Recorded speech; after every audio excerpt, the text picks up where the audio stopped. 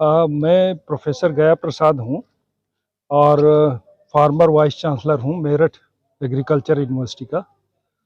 और मेरी expertise biotechnology में है और मैं यहाँ एक कॉन्फ्रेंस में आया था, बायोटेक्नोलॉजी फॉर ह्यूमन वेलफेयर, और उस पे मैंने एक की नोट लेक्चर दिया।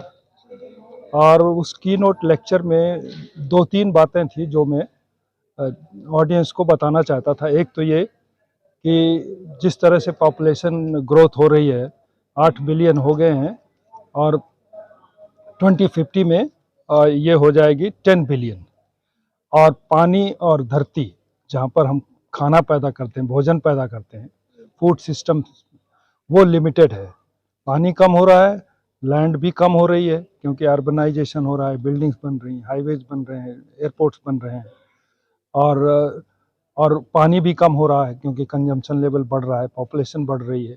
तो अब सबसे बड़ा जो चैलेंज है, सबसे बड़ी चुनौती है कि हम क्या सभी के लिए भोजन जितना चाहिए, न्यूट्रिएंट रिच भोजन चाहिए, वो कर पाएंगे क्या? तो उसके लिए तरह तरह के शोध हो रहे हैं, एग्रीकल्चर में, बायोटेक्नोलॉजी में, आर्टिफिशियल इंटेलिजेंस में, और कंप्यूटर्स में, रोबोटिक्स में। और इन सब चीज़ों में रिसर्च करने के बाद ये एक सिस्टम समझ में आया है कि साइंस के पास कुछ सॉल्यूशंस हैं। जैसे जीन मैनिपुलेटेड क्रॉप्स हैं जो बीमारियों के लिए रेजिस्टेंट है, और क्लाइमेट चेंज जो आजकल पूरी दुनिया में जिसकी चर्चा हो रही है कि जलवायु परिवर्तन हो रहा है, तो उस जलवायु परिवर्तन से जो हमारे फूड प्रोडक्शन सिस्टम में फूड पैदा करने की कमी आएगी, उसको हम लोग साइंस के ज़रिए, टेक्नोलॉजी के ज़रिए कैसे एड्रेस करें। और ये उन देशों के लिए बहुत ज़रूरी है जो मिडिल इनकम के हैं या लो इनकम के हैं, जिनकी पॉपुलेशन बहुत ज़्यादा है, जैसे हमारा जैसा देश है। तो हमारे पास जो पुरानी वैराइटीज़ थी या पुराना फूड पैदा करने का सिस्टम था, उसको बदलना पड़ेगा।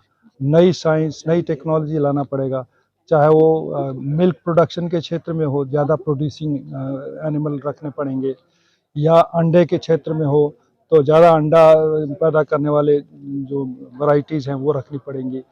तो इस तरह से हमें जो जलवायु परिवर्तन की समस्या होने वाली है, जिससे फूड प्रोडक्शन या एग्रीकल्चर अफेक्ट होगा, तो उसको कैसे हम मीट आउट करें, उसके सॉल्यूशंस ढूंढने के लिए ये इंटरनेशनल कॉन्फ्रेंस है, जिसमें जगह जगह से लोग आए हुए हैं और अपना अपना क्षेत्र में जो लोग काम कर रहे हैं उसका सब डिस्कशन होगा यहाँ।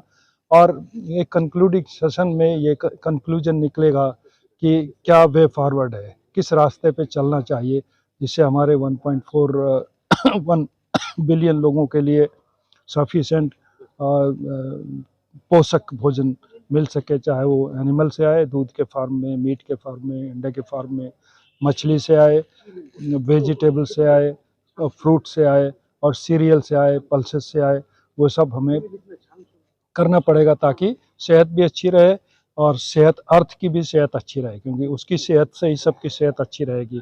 अगर चौधरी देवीलाल विश्वविद्यालय में आजकल हर रोज कोई ना कोई नई गतिविधियां चलती रहती हैं। आज बायोटेक्नोलॉजी डिपार्टमेंट ने एक इंटरनेशनल कॉन्फ्रेंस का आयोजन किया। कॉन्फ्रेंस का जो थीम था biotechnology and human welfare vision 2030 and beyond. जहाँ तक इस विषय का सवाल है, सबसे पहले तो सभी देशों से ऑनलाइन और फिजिकली बहुत सारे डेलीगेट्स, लगभग 150 डेलीगेट्स, इससे भी ज़्यादा कहीं आए हैं। न केवल डेलीगेट्स आए हैं बल्कि वो पेपर प्रेजेंट करेंगे, बहुत सारे लोग जो है अपने लेक्चर देंगे, और इस तरीके से एक रिसर्च का जो कल्चर है उसको डेवलप होने में मदद मिलेगी। इसके अतिरिक्त जिस तरीके का विषय है इस कॉन्फ्रेंस का, इंटरनेशनल कॉन्फ्रेंस का, उस विषय को लेकर अगर हम देखें कि जो हमारी ख़ास तौर पर जो फूड से रिलेटेड डेफिशिएंसी है, या हम इतनी बड़ी जनसंख्या का आने वाले समय में किस तरीके से उसका फूड जो फैसिलिटी प्रोवाइड कर पाएंगे, या जो बायोमेडिकल साइंसेस में या बायोटेक्नोलॉजी के आधार पर जो इंडस्ट्रीज़ हैं, पर्टिकुलरली स्टार्टअप हैं या नई इंडस्ट्री हैं, उसके साथ हमें एक जैसा कि हमारी राष्ट्रीय नीति में है बायोटेक्नोलॉजी की, कि हम एक टैलेंट, एक यंग जनरेशन को, एक कैपेबल प्रोफेशनल जो बायोटेक्नोलॉजी के एक्सपर्ट हों, उनको पैदा करना है या उनको एजुकेट करना है, उनको ट्रेंड करना है, ताकि बायोटेक्नोलॉजी बेस्ड जो इंडस्ट्री है उसमें वो अपनी इकोनॉमिक पार्टिसिपेशन को कर सके। और अगर उस तरीके की इंडस्ट्री जाती है, क्योंकि अभी जो मोस्टली डेवलपमेंट है वो चाहे वो वेस्टर्न वर्ल्ड से या अमेरिका से उस तरीके की कंपनी है, और हमारा देश भी उन कंपनी के जो भी बायोटेक्नोलॉजी प्रोडक्ट हैं उन पर ही डिपेंडेंट है।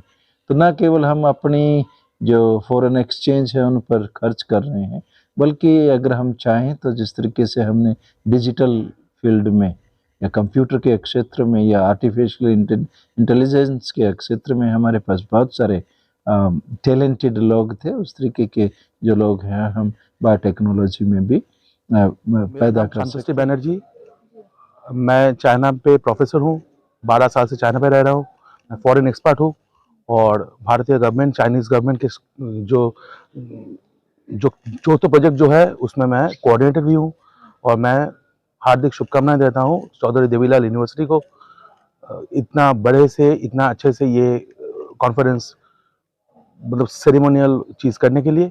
और प्रोफेसर प्रियंका सिवाच, उन्होंने मुझसे कम से कम 2-3 महीने से पहले हम लोग इतने प्लानिंग किए और सारे जितने भी स्पीकर आए और पहला जो सेशन हुआ वो भी बहुत कामयाब रहे, और इसके बाद जो सेशन रहेंगे वो भी बहुत कामयाब रहेंगे और बहुत कुछ सीखने को होगा।